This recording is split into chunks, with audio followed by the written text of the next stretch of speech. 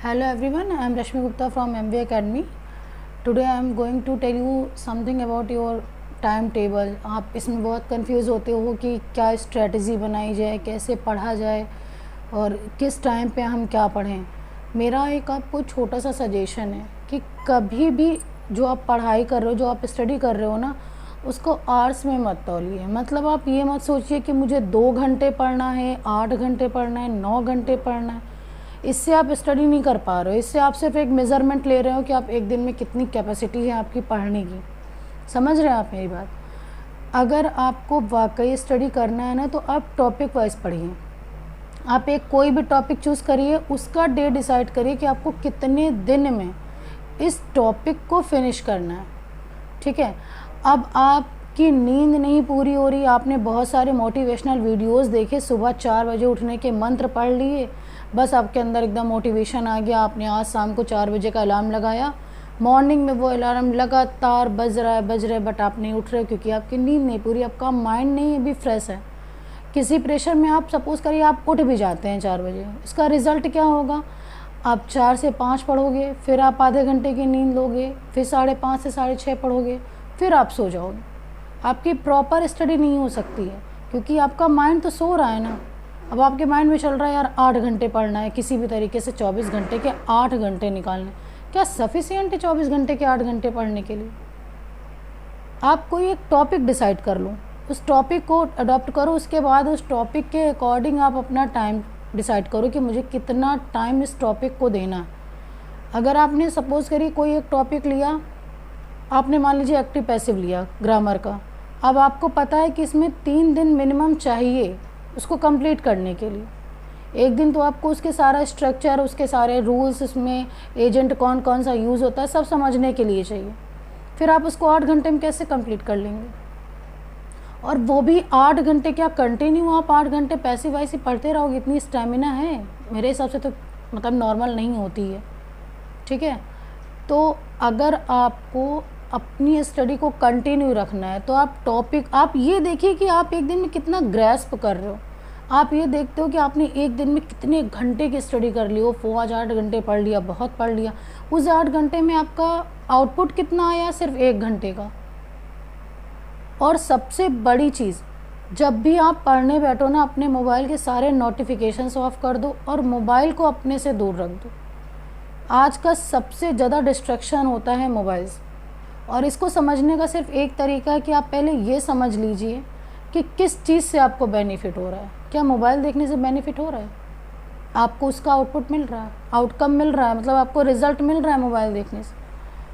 मिलता है. लेकिन अगर आप इसको स्टडी पर्पस से यूज़ कर रहे हो. बट अगर आप नोटिफिकेशन पढ़ रहे हो, पता है क्या होता है, आप मतलब कोई भी चीज़ हो, सपोज़ करिए आपने MX देखना स्टार्ट किया, फिर आप क्या करते हो ना कि वीडियोस अभी आ रहे हैं, 10 मिनट लॉस हुआ, 20 मिनट्स हुआ, 30 मिनट्स हुआ, ख़त्म काम हो गया, आपके 30 मिनट स्पॉइल हो गए. एक्चुअली ये जो ब्रेन होता है ना, ये भी थोड़ा रेस्ट चाहता है. ये मशीन है, वर्क करते करते थक गया.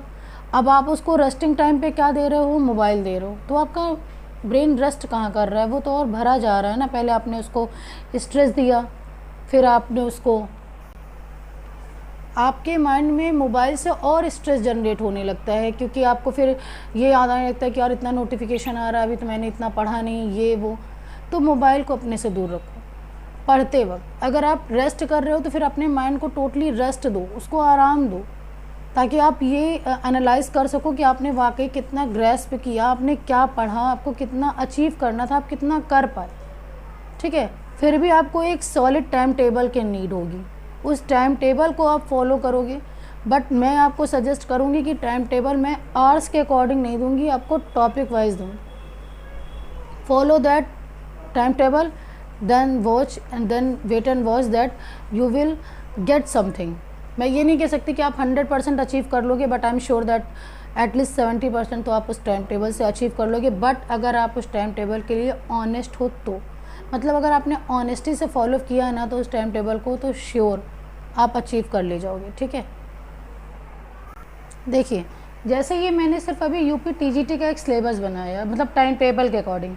तो सबसे पहले आपके टाइम टेबल में आप जिस चीज़ की भी स्टडी कर रहे हो, प्रिपरेशन कर रहे हो, आपके पास उसका सिलेबस आपके स्टडी रूम में लिखा होना चाहिए। आप मतलब जहाँ से भी आप निकलो, जब भी आप वहाँ बैठो, आपको ये पता हो कि आपका सिलेबस क्या क्या तैयार होता जा रहा है। ठीक है, एक ओवरव्यू लेते चलिए। जैसे टीजीटी का सिलेबस है, लिटरेचर में शेक्सपियर है, वर्ड्सवर्थ है, जॉन मिल्टन है, जॉन गाल्सवर्दी है। फिर फिगर्स ऑफ स्पीच आया, लिटरेरी टर्म्स है, हिस्ट्री ऑफ इंग्लिश लिटरेचर है। ठीक है, इसके बाद वोकैब के भी कंटेंट हैं। तो आप क्या करोगे, सबसे पहले लिटरेचर में आप मतलब एकदम स्टार्ट किया, विलियम शेक्सपियर बहुत फेमस है, शेक्सपियर से स्टार्ट करते हैं। बट एक्चुअली क्या होता है ना, शेक्सपियर बहुत ब्रॉड टॉपिक है, इसको एटलीस्ट 1 to 1.5 मंथ एक्चुअली चाहिए पूरा कंप्लीट करने के। तो आप इसके साथ एक्सटर्नल नहीं पढ़ सकते हो कुछ भी, ठीक है ना। इसलिए आप सबसे पहले वो राइटर उठाओ जो थोड़ा सा कम कंसीडर, मतलब जिनका वर्क कम हो, जिनको पढ़ने में आपको प्रॉब्लम ना हो। सपोज़ करिए मैंने जॉन गाल्सवर्दी ले लिया, ठीक है। अब मुझे ये पता है कि ये एनी हाउ किसी भी तरीके से आप इनकी पूरी हिस्ट्री भी पढ़ लोगे तो 20 डेज़ कंसीडर करती हूँ मैं इसको, ये 20 डेज़ में फ़िनिश हो जाएंगे। अब 20 डेज़ में ये पूरा मतलब तो नहीं कि सिर्फ इन्हीं को पढ़ते रहोगे, इसको छोड़ दोगे, ये भी नहीं हो सकता।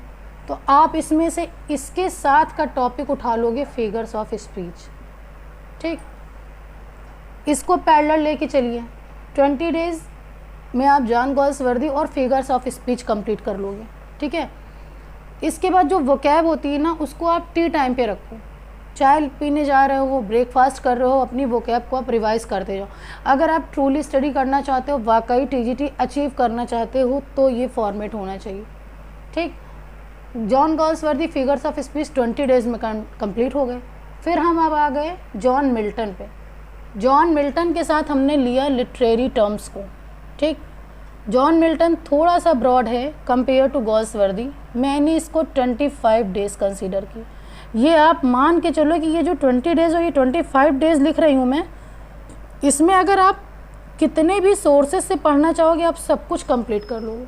बट उसके लिए आपको अपने 1 लाइनर नोट्स भी कंप्लीट करने होंगे। ऐसा नहीं है कि आपने बुक उठाई, रफली पढ़ लिया, बस आपको याद हो गया, ऐसा कुछ नहीं। वहाँ जब एग्ज़ाम देने आते हो ना, इतना माइनर सा क्वेश्चन पूछते हैं, शायद आपने वो जो क्वेश्चन में पढ़ा हो उस क्वेश्चन से आपका क्वेश्चन होता है वहाँ पे, ठीक है। लिटरेरी टर्म्स आपने तैयार किया जॉन मिल्टन के साथ, 25 डेज़। सबसे ब्रॉड टॉपिक है हिस्ट्री ऑफ इंग्लिश लिटरेचर और इसके बाद शेक्सपियर, तो इनको आप सबसे लास्ट में रखो।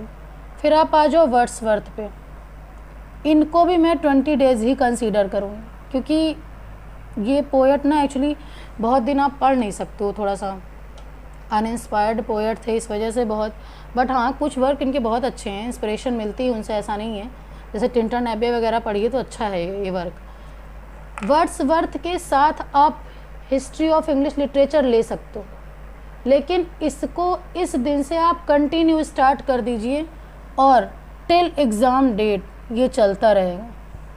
टिल एग्ज़ाम डेट आपके शेक्सपियर को भी आप 1 मंथ टाइम दे दीजिए।